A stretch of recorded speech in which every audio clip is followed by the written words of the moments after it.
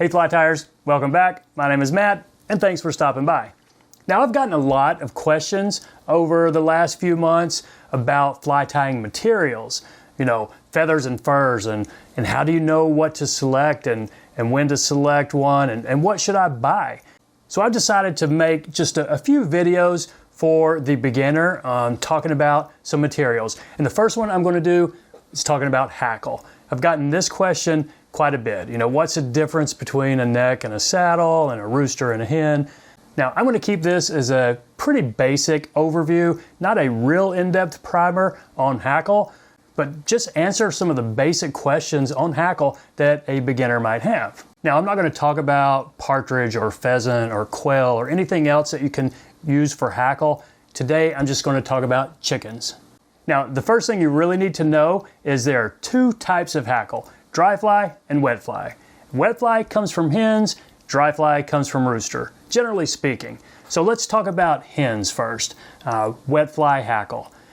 Now there are two places on a chicken where you get hackle: the cape or the neck. Neck and the cape, same thing. Imagine a superhero chicken. He's got a cape coming off the back. That's a cape. And then a saddle. So saddle hackle comes from, well, imagine a chicken that would have a saddle on it right above the butt there. That's saddle hackle. Now on a hen, there's not a huge difference between a neck hackle and a saddle hackle. They're both soft fibers, very good for wet flies. They have that great action through the water. Well, there are some differences, and let me show you some when we go through here. This is a hen neck hackle right there. You can tell they've usually got that the V right there. Now, it's not real big, and it does have a variety of different size feathers in here, and they're kind of long and a little bit pointy, whereas a hen saddle is more like this. This is a nature spirit one, so don't have the glare on it if you see that. These feathers are a little bit stubbier, a little shorter, and a little rounder. So that's really one of the main differences for a hen between a neck or a cape and a saddle. It's really just kind of the shape of the feathers, because they're both webby. They're both, you could have feathers of different sizes on a saddle and a cape. And now for a hen, the neck hackle might be a little bit more expensive. This is probably a $30 piece right here, whereas these Nature Spirit saddles, I think these were probably $7 or $8. Wapsi also makes some saddles here. Natural Colors, I think these might be a little bit more expensive in the $10 range. But yeah, for the most part, they are kind of interchangeable. You use either of the feathers for soft hackle flies, maybe some legs for different types of nymphs and those type flies. So that's it in a nutshell for hens. You have a cape and you have a saddle, and they're both used for wet flies. Now let's talk a little bit about roosters, because this is where it can really get confusing. There's just a little bit more to know. First thing, roosters, you might have heard of an Indian rooster, either a cape or a saddle. Now I've got a couple right here.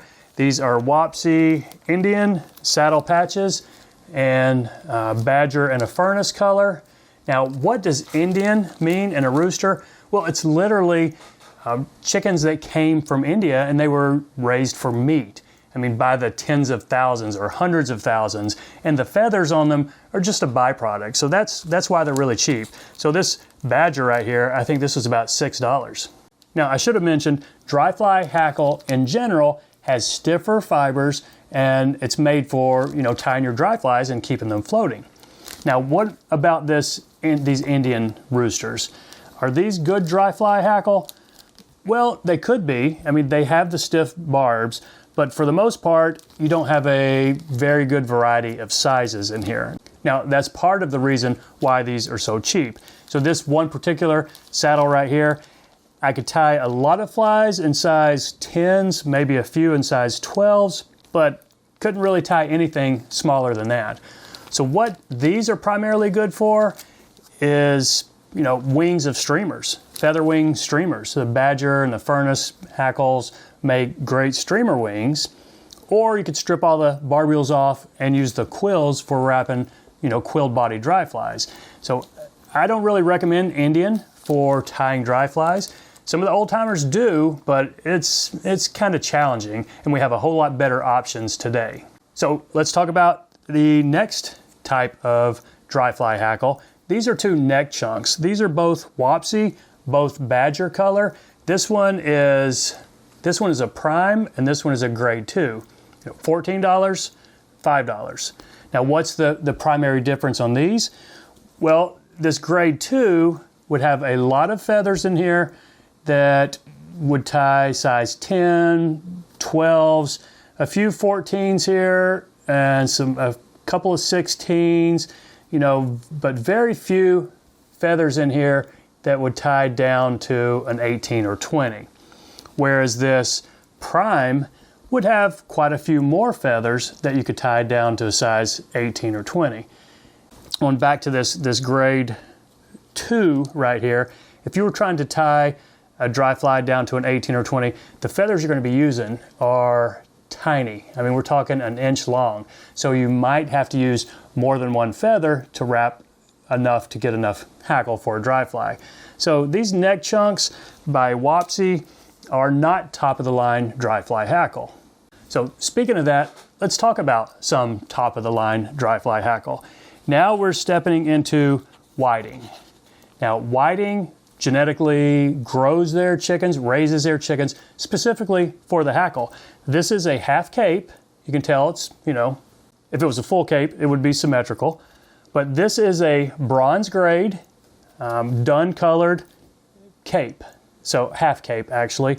Now for the roosters, the difference in a cape and a saddle is primarily that a cape is going to have feathers of many different sizes. So this one half cape right here, I could tie flies as big as a size 10, maybe even a few 8s in here, but also plenty of flies down to a 20. There's even some in here that would be as a 22. So a cape is going to give you a wide variety of sizes from say 10 to 20 or even smaller, with the majority of them being in the 12, 14, and 16 range. Whereas a good dry fly saddle hackle is going to have, a lot of feathers, but in a very narrow range of sizes. So you might buy a saddle hackle that is going to have all size 12s and 14s, or maybe 90% size 12s and 14s. Or then you could buy a saddle hackle that has mostly all sizes 16s and 18s, or 18s and 20s. So that's a primary difference in the different grades of saddles. Now the different grades for the capes really comes down to how many flies you can tie. You can tie a lot more flies with a gold grade cape than you can with a silver or bronze. But for most casual fly tiers, like a lot of us watching this channel, a bronze is certainly a high quality enough cape for you. Now, this is also kind of pricey. It is whiting. I think this half cape is about $32. And I mean, that can be pretty expensive if you need a lot more. So you've got grizzly and brown and then a light ginger here. I mean, this is, almost $100 worth of hackle, just these three right here. Then if you want to get crazy with a bunch of other colors, yeah, you can spend a lot of money on hackle pretty quickly.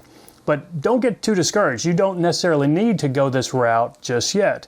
Now, the whiting hackle is some of the best out there, but Hairline also makes, and other vendors do as well, but smaller chunks of neck hackle. So this, I think these are usually $10 to $12, these chunks of neck hackle. And each of these will tie flies, as big as a size 10 and as small as a 20. I know maybe there's some 22 feathers in here, but you can tie quite a few of the small stuff.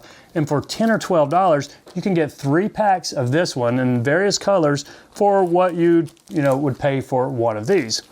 So for a new tire, this is not a bad way to go. Now, the Hairline hackle is not as high a quality as the whiting. I mean, Hairline is a fly tying materials company. They make a lot of dubbing and a lot of other things. Whiting pretty much just makes feathers, or they don't make feathers. They grow chickens that make the feathers, and then they sell us the feathers. So you know what I'm talking about. So for a new tire out there, yeah, I recommend checking these out. And then when you find out what you want to be tying a lot of, maybe you buy this. If you're going to tie a lot of blue dry flies, then certainly pick up one of these. That's in a nutshell, the dry fly. Let's recap both real quick. So 2 types of hackle, dry fly and wet fly. Wet fly comes mostly from the hens, be it a neck or cape or a saddle, very similar on the hens. And then the dry fly hackle comes from roosters, neck and cape. There are some slight differences in quality, price, size, etc. So that's really it in a nutshell, the basics that you need to know about hackle that comes from chickens. Maybe we'll do another one talking about the pheasant, quail, and all the other good birds a little bit later. So that's all, my friends. Thanks for watching. And if you're a veteran tyer and you'd like to drop some knowledge on us, please do in the comments, and we can all learn from each other. That's why we're here. So thanks again. Take care. We'll see you next time.